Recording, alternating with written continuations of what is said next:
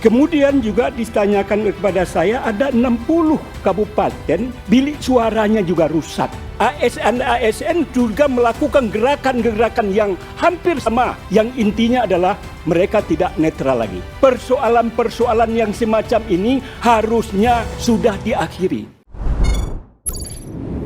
Pak Gaus. Terima kasih pimpinan. Assalamualaikum warahmatullahi wabarakatuh. Pasti lebih warahmatullahi efektif pada wabarakatuh. Mardhani. Silakan Pak. Pimpinan dan anggota Komisi 2 yang saya hormati, Bapak-bapak, Ibu-ibu, saya sudah tidak ungkapkan, terlalu panjang untuk saya sampaikan. Hadirin dan hadirat yang berbahagia, saya menambahkan beberapa hal apa yang sudah disampaikan oleh kawan-kawan. Pertama, saya tujukan kepada KPU. Dinamika pelaksanaan pileg pada hari ini agaknya lebih kepada sesuatu yang kurang kondusif. Dan saya tidak berharap itu terjadi. Apa yang saya sampaikan ini sebetulnya sudah saya ekspos di berbagai mass media.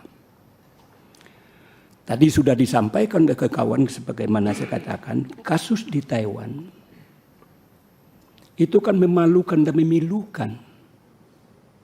Karena apa? Tahapan-tahapan pemilu sudah kita setujui bersama. Jangan ada alasan dikatakan human error dan sebagainya.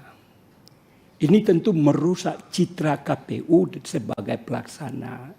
Jangan menimbulkan dinamika ini dimanfaatkan oleh orang-orang demi kepentingan politik terhadap persoalan-persoalan yang saya ungkapkan. Saya tidak akan saya bahas terlalu panjang tentang bagaimana Taiwan itu. Terlalu panjang untuk saya ungkapkan. Yang kedua adalah kertas surat suara. Kejadian ini saya diwawancarai oleh media. Itu di 177 kabupaten kota, surat suara yang sobek, surat suara yang rusak, dan lain sebagainya. Saya sampaikan kepada mass media ketika itu, ini adalah tanggung jawabnya KPU. Artinya apa? Bagaimana KPU melakukan MOU dan menekan pihak percetakan, sebetulnya kan gampang-gampang saja. Harusnya KPU meminta kepada percetakan bahwa sebelum dikirim, tolong disortir. Mana yang baik, mana yang jelek. Yang jelek jangan dikirim. Yang kertas surat suara yang rusak. Ada yang sobek.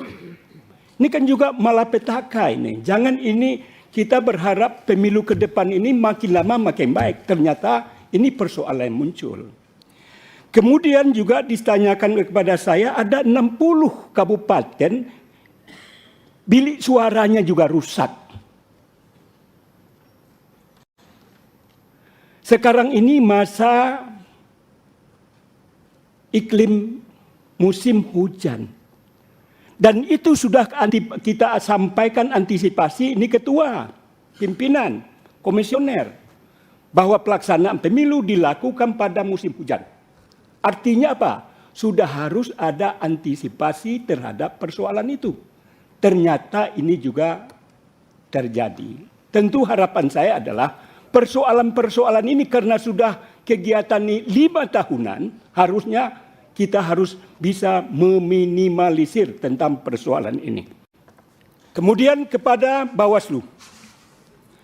Bawaslu saya lihat agaknya apa yang disampaikan oleh pimpinan tadi, yang bertiga ini sebagai orang yang terlibat dalam melakukan pembahasan tentang tugas fungsi wewenang Bawaslu.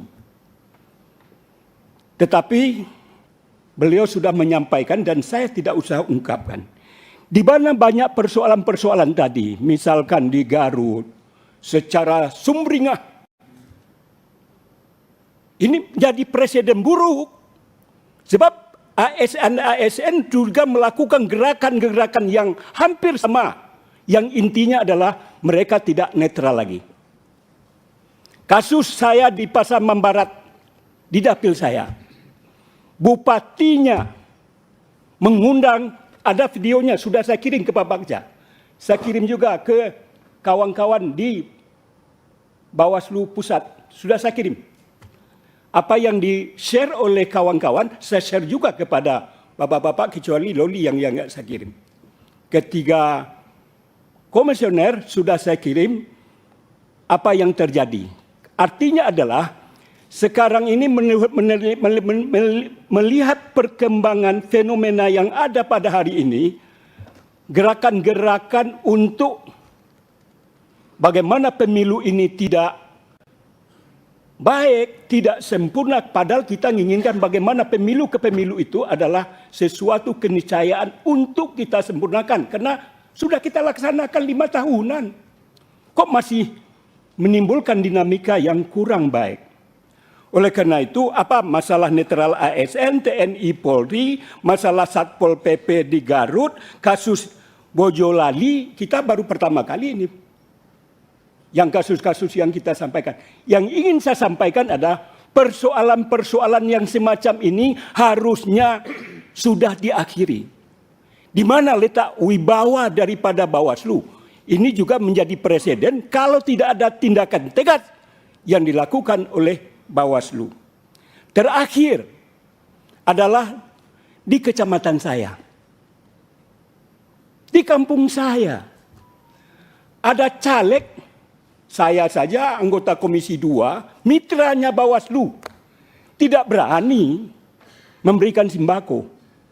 Ini ada 3 truk beras 5 kilo dibagi-bagikan kasat mata. Tetapi ketika kami melakukan pertemuan sama dengan apa yang disampaikan oleh ketua. 4 orang ke rumah saya. Tidak ada satupun atribut yang ketika itu sebetulnya kami ini lagi reses. Nggak ada persoalan mengundang siapapun. Ini artinya yang ingin saya sampaikan adalah betul-betullah Bawaslu ini menegakkan ketentuan dan peraturan yang berlaku. Jangan terkesan ketika ada seseorang yang tidak kita sukai ditegakkan aturan, ketika sebaliknya dan begitulah berikutnya. Barangkali demikian pimpinan. Terima kasih. Assalamualaikum warahmatullahi wabarakatuh. Assalamualaikum warahmatullahi